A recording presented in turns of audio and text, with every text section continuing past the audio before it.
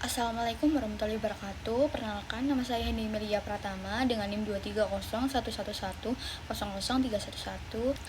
Saya mahasiswa semester 3. Saya menempuh mata kuliah Hukum Adat kelas F. Menurut saya, analisis hukum adat sebagai aspek kebudayaan mencerminkan nilai-nilai dan norma yang berkembang dalam masyarakat. Hukum adat yang tidak tertulis berakar dari kesepakatan komunitas dan berfungsi untuk mengatur interaksi sosial serta menciptakan keadilan.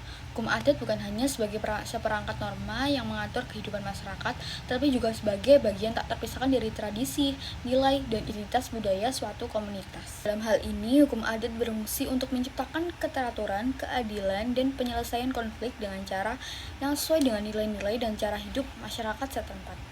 Ia mencerminkan karakteristik unik setiap budaya termasuk sifat religio-magics, komunal, dan konkret. Hukum adat juga berperan dalam mempertahankan identitas budaya di tengah modernisasi meskipun sering menghadapi tantangan dari sistem hukum formal.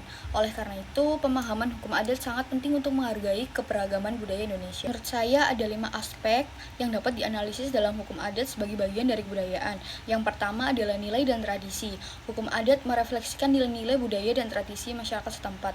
Misalnya, dalam beberapa masyarakat adat, hukum adat tidak hanya mengatur perilaku sosial, tapi juga hubungan dengan alam dan makhluk hidup. Sistem hukum ini seringkali sangat terkait dengan pandangan hidup yang diwariskan turun-temurun seperti prinsip gotong royong atau kearifan lokal dalam mengelola sumber daya alam. Yang kedua, ada fungsi sosial.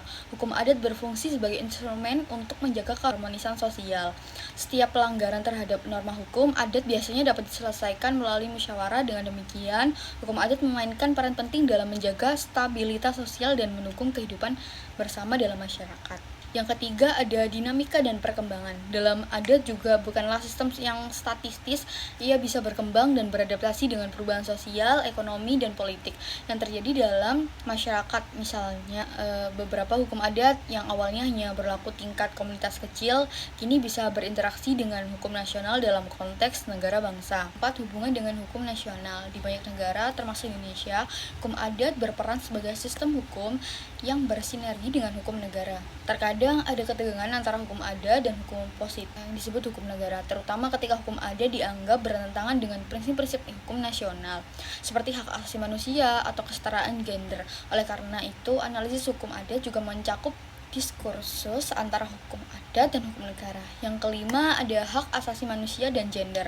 Dalam beberapa kasus, hukum adat dapat dipandang sebagai sebuah tantangan terhadap prinsip hak asasi manusia, terutama dalam hal perlakuan terhadap perempuan, anak-anak, atau kelompok minoritas. Beberapa norma adat yang bersifat patriarkal misalnya perlu diajukan untuk ditinjau ulang agar sejalan dengan nilai-nilai universal yang berlaku dalam hukum internasional.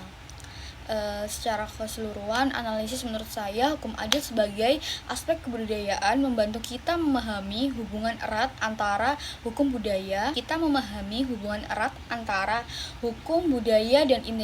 dan identitas suatu masyarakat.